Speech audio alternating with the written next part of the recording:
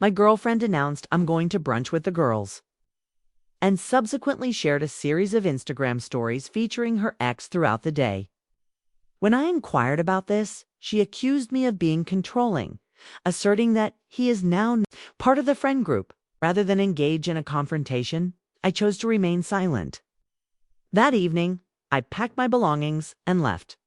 I am 28 years old and I have been in a relationship with Jessica, who is 26, for 3 years. 18 months ago, we moved in together, splitting costs equally for a 2-bedroom apartment in downtown. I believed our relationship was stable.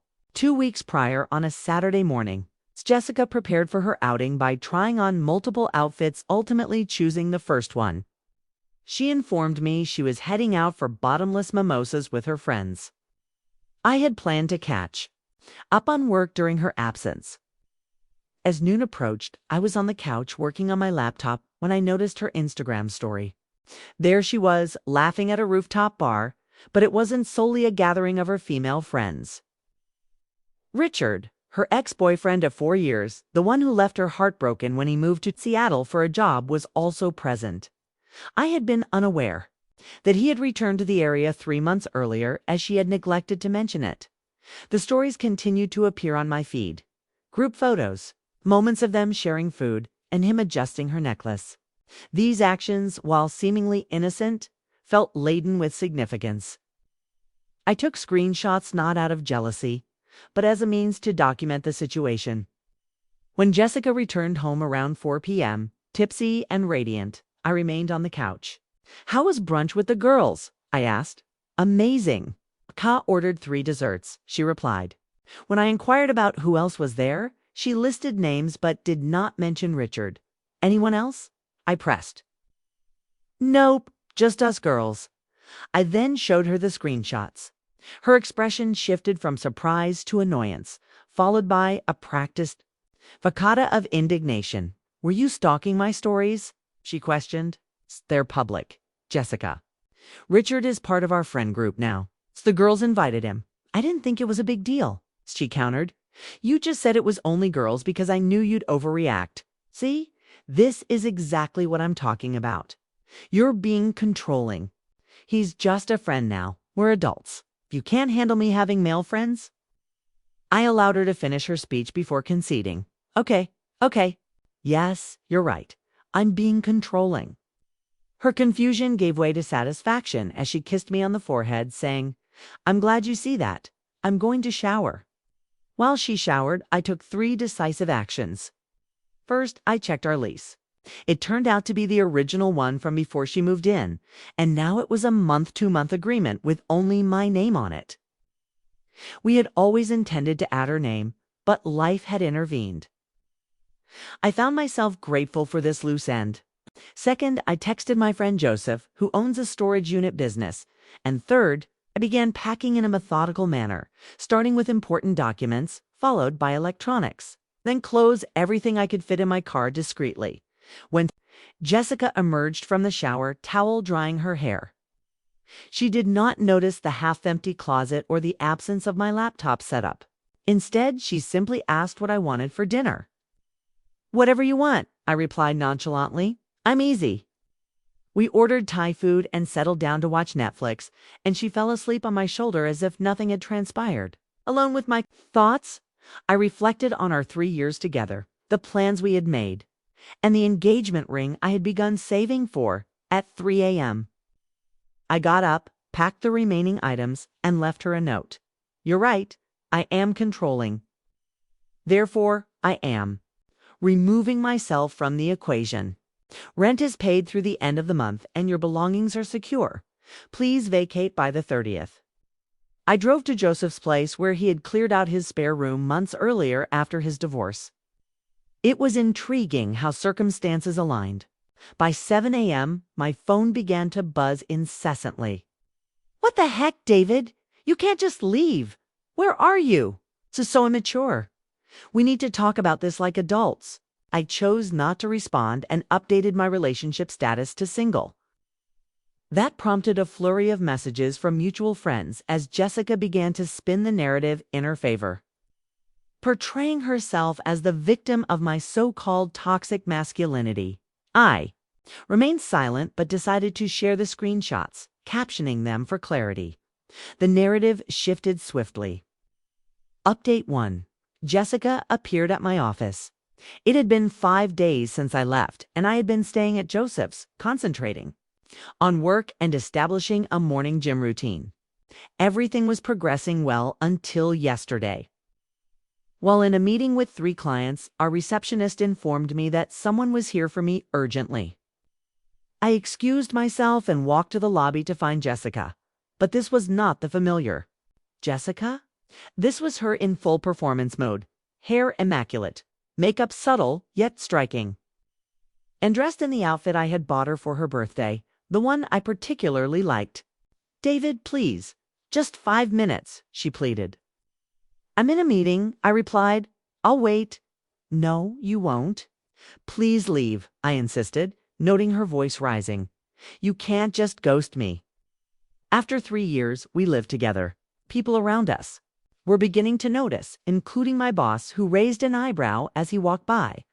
"Fine, 5 minutes. Conference room B." Once seated, she began to cry softly, but genuinely capable of turning her emotions on and off at will. "Oh, sorry. Lied about Richard, but you have to understand." I interrupted. "I don't have to understand anything. He means nothing to me." "Then why lie?" she asked. "'Cause I knew you'd react like this." "Like what?" I responded by calmly leaving a situation where I'm being lied to. "You abandoned me," she retorted. "I came home from work and all your stuff was gone. Do you know how that felt?" I replied, "Probably similar to how I felt seeing you with your ex after you claimed you were with the girls." "It wasn't like that," she insisted, but I pressed on. The group decided and I cut her off. "Jessica, stop. We both know what this is." Her tears ceased instantly. "What does that mean?" I demanded. "It means I'm not engaging in this anymore. You have 3 weeks to find a new place. If you need assistance with the deposit, I'll transfer the funds, but we're finished." "You'll regret this," she warned. "Maybe, but that's my problem, not yours." She stood, smoothing her dress, and concluded with, "You know what? Richard was right about you. I'm sure he was." I replied coolly. "He said you were insecure and would freak out the moment I had any male friends." "Is that what he said while he was fixing your necklace?" I inquired, watching her cheeks flush with anger. Without uttering another word, she stormed out. I returned to my meeting, offered my apologies for the interruption, successfully closed the deal, and tried to steady my trembling hands. Later that evening, the text messages began again, but this time they were coming from Richard, not Jessica. "Hey man, I heard you and Jessica split. That's rough. If you want to talk, I'm here." I couldn't help but laugh at his audacity and promptly took a screenshot of the conversation. He continued, "I know things look bad, but nothing happened. We're just friends. She loves you, dude. Don't throw it away over jealousy." Finally, I replied, "If you're really just friends, you won't mind if I send these messages to your girlfriend." I had done some digging and discovered that Richard wasn't single. He'd been dating a woman named Barbara for the past 8 months. Her Instagram was filled with pictures of them as a couple, with no indication of him spending time with his ex. Kai texted him, "What girlfriend?" "Me, Barbara, tall brunette, yoga instructor. Ring any bells?" I turned on read receipts and waited for a response. 20 minutes passed before Jessica began calling 15 times in a row. I let the calls go to voicemail, and the message she left was quite revealing. "You had no right to contact Richard. You're ruining his life over nothing. We're just friends. But clearly, you're too pathetic and insecure to understand that men and women can be platonic. I feel sorry for whatever girl ends up with you next. She have to deal with your trust issues and paranoia? I'm done trying to save us. Stay away from me and my friends," her friends, including her ex, whom she claimed was merely a friend, and who, incidentally, had a girlfriend he forgot to mention. I forwarded the voicemail to my lawyer buddy for safekeeping. As for the lease situation, things became complicated. Jessica discovered a loophole. My landlord called me yesterday to inform me that she had contacted him, claiming she had been paying half of the rent for the past 18 months, which supposedly established her tenancy rights. He warned me that his hands were tied and he couldn't take sides, but he did say, in our state, that means you can't just kick her out. You have to formally evict her, which takes 30 to 90 days. She's talking about getting mail there to prove residency. It's getting messy. You should protect yourself. He was right. Aska was digging in her heels. To establish her tenancy, she would need to provide proof of payment. I knew she had been using Venmo, so I opened the app, my heart racing. I had access to our entire transaction history. As I scrolled back, mixed in with 18 months of rent and utilities, I discovered some interesting transactions. Payments she had sent to Richard over the last 3 months. $200 for a birthday surprise, $150 for wine for the weekend, and others. All of these transactions were dated during times she claimed to be working late or at her sister's house. I did what I do best. I documented everything, compiling it into a detailed spreadsheet that included dates, times, claimed locations versus actual locations, money spent, and lies told. This morning, Jessica's mother called. We had always gotten along well. She was a good person who had taught elementary school for 30 years. David, she began, I'm not calling to take sides, but I need to know. Is Jessica safe? Of course she's safe. Why wouldn't she be? I responded, she's been telling people you're stalking her, that you've hacked her accounts, that she's scared. See, I don't believe her, for what it's worth. In my 30 years of teaching, you learn to spot liars even when they're your own child. I appreciated her honesty. Can I ask what really happened? She continued. I explained, not dramatically, just the facts. It was quiet for a long while. That explains Richard suddenly being around again. She finally said, yeah, David, I'm sorry. I raised her better than this. You did great, Suzanne. People make their own choices. After we hung up, I felt a sense of lightness. Validation from unexpected sources has a unique impact. Jessica must have sensed the shift in momentum because the texts resumed, but this time they were different, less angry, and more conciliatory. Can we please just talk? I messed up. But 3 years, David, I'll go to couples counseling. Cut Richard off completely. Please don't throw us away. I didn't respond, but I did begin searching for apartment listings and found a nice studio downtown on a month-to-month lease. Sometimes the best move is to simply remove yourself from the situation entirely. Then a twist in the plot. Barbara reached out to me. Hi, you don't know me, but I think we need to talk. Hey, yeah, I think we do. Can you meet tomorrow? I replied, sure. When and where? We're meeting in 6 hours. Should be interesting. The meeting with Barbara changed everything. I met her at a Starbucks downtown that morning and recognized her immediately. She looked exhausted, the kind of fatigue that comes from discovering that your entire relationship is built on lies.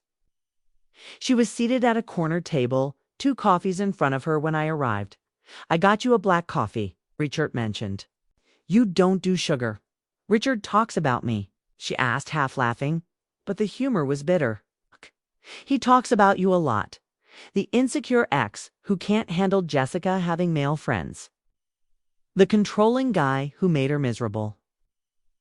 The reason? She needed a shoulder to cry on. Sounds about right? Yeah, except she pulled out her phone. I did some digging after you messaged him. She showed me dozens of texts between Richard and Jessica, going back months. I had access to his Apple ID for Find My iPhone and had forgotten I could see his messages on my iPad.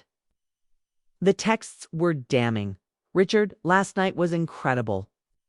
David is working late. Thursday, I miss how we used to be. And worse plans, promises, and photos I never needed to see. How long?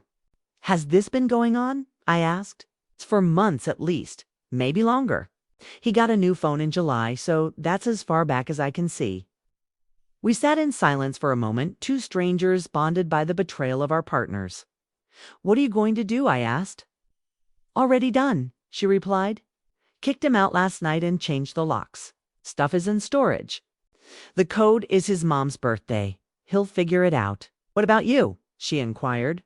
"I'm working on getting Jessica out. It's complicated." She nodded and slid a flash drive across the table. Everything's on there, screenshots of the texts, the dates, and the times. "My lawyer said it's all solid if you need it." "Why are you helping me?" I asked. "Because it's not just about them," she said, her weariness returning. "Richard has been telling everyone you're some psycho ex who's stalking them. Jessica's backing him up. They're building a narrative. You need ammunition." "Thanks," I said, genuinely appreciating her help. "Really, don't thank me yet." "There's more." She showed me Jessica's Instagram, revealing a post from just an hour ago. It was a long statement about surviving emotional abuse, about controlling partners, and about finding the strength to leave. The comments were overflowing with supports, hundreds of them. But here was the kicker. She hadn't left. She was still in my apartment playing the victim while squatting in my space, attempting to get ahead of the story, Barbara said. Richard taught her that. Control the narrative first. The truth doesn't matter. I was taken aback. Jesus, oh, and David, that conference in Denver. She wasn't there. Neither was Richard. They went to Cabo. I have receipts. Literally, Richard saved them for his expense reports. We spent another hour comparing notes and building a timeline of events. The situation was worse than I had initially thought. The gaslighting, the triangulation, and the manipulative tactics they used to pit us against one another, it all felt like a cruel game. As I left the meeting with Barbara, she embraced me and said, "We're going to be okay. Might take a while, but we'll be okay." I drove back to Joseph's feeling a mix of vindication, anger, and emptiness, but I also had a concrete plan in place. The first step was to consult a lawyer. I presented him with everything: the lease, the Venmo history, the evidence Barbara had compiled, and Jessica's ongoing social media campaign against me. His reaction was encouraging. "Oh, this is good. This is really good," he said. He explained that while a standard eviction process can be slow, Jessica's public claims drastically shifted the landscape. We can't achieve an immediate eviction, but we can file for an emergency order to vacate. Her public accusations of abuse, coupled with her refusal to leave your legally shared residence, create a legally hostile situation. A judge will recognize that this is not merely about infidelity. It's about the defamation and squatting. "How long will this take?" I asked. "The hearing for the emergency order can be scheduled within days," he assured me. "And David, start documenting everything, every interaction, every post, every witness. She's escalating, and people who lie this easily tend to continue doing so." He was right. By the time I returned to Joseph's, Jessica had posted again. This time, it was a selfie taken in my apartment, her apartment where, she declared, she was reclaiming her space and refusing to be driven out by an abuser. The comments were becoming increasingly outrageous, with people offering to protect her and sharing their own survival stories. Then, I noticed something that struck me as significant. In the background of her selfie, there was a bottle of expensive Whiskey Richards brand alongside 2 glasses. It was a sloppy, arrogant mistake. She wasn't just staying there. She was entertaining guests. I immediately texted my lawyer the screenshot. His response was swift. "Document that. Timestamp. That's Exhibit A for why the emergency order is necessary." It's not scared. She's celebrating. So here I am at 2 a.m. in Joseph's spare room, typing this all out because I can't sleep and need to share how absolutely insane this has become. 3 weeks ago, I was planning to marry this woman. Now, I'm preparing a legal case against her while she paints me as the villain on social media. But the worst part? I keep thinking about that morning before the brunch when she was trying on outfits, laughing at a text from her sister and kissing me goodbye as if it were just another Saturday. How do you fake that? How do you look someone in the eyes? Someone you've shared a life with for 3 years and lie so effortlessly without remorse? I don't know. Maybe I'll never understand. What I do know is that in 12 hours, my lawyer will file for the emergency hearing. Her social media campaign is about to meet a court clerk, and every person who has been rallying behind her is about to hear a very different story. I'm done being quiet, done taking the high road, and done pretending this is just a normal breakup. If she wants to play the victim, fine. But victims typically don't have 4 months worth of evidence against them from an affair. Final. Update tomorrow after the hearing. If my lawyer is correct, things are about to get very interesting. Final update, it's mostly over. The hearing took place this morning at 9 a.m. I dressed in my best suit and brought everything I needed. The binder my lawyer prepared was thick enough to serve as a doorstop. Jessica arrived 20 minutes late, accompanied by Richard, of course. She wore all black, as if attempting to project an air of vulnerability. The judge was an older woman with a nonsense demeanor, clearly someone who had heard every possible story before. My lawyer presented our case clearly. This wasn't a standard eviction hearing. It was a petition for an emergency order to grant exclusive possession of the home due to the hostile and defamatory environment created by the occupant. He laid out the lease that bore only my name, Jessica's social media posts where she labeled me an abuser, and the time-stamped selfie featuring Richard's whiskey in the background while she claimed to be in fear. Moreover, he submitted Barbara's flash drive as evidence of a coordinated campaign of deception. The look on Jessica's face when the judge reviewed the photo of the whiskey glasses was priceless. When my lawyer mentioned the receipts from Cabo, proving the affair was premeditated and not just a simple friendship, Jessica's lawyer attempted to argue about tenant rights and emotional distress. The judge cut him off, stating, "Counselor, your client has publicly accused Mr. Peterson of abuse, a very serious claim. Yet she continues to reside in his home while entertaining guests. She cannot claim to be a terrified victim and a comfortable tenant simultaneously.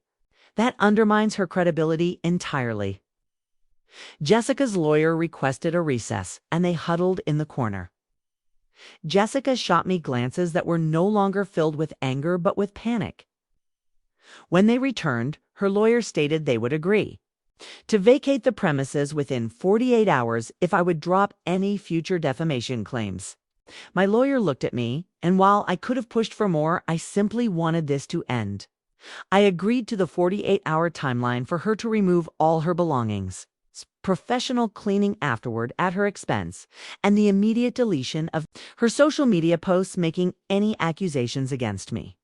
The judge approved the agreement, and Jessica signed without looking at me.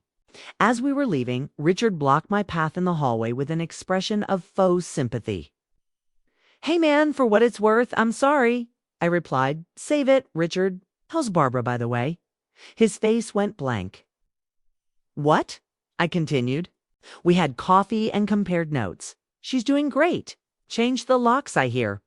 Put your stuff in storage. The code is your mom's birthday in case you forgot to ask." His complexion turned pale and he began to speak, but his phone buzzed. He glanced at it and dread washed over his face. It buzzed again, and Jessica grabbed his arm, urging, "We need to go." They left together, the ex who meant nothing, the guy who was supposedly just part of the friend group. My lawyer patted me on the back. "Clean win. How do you feel?"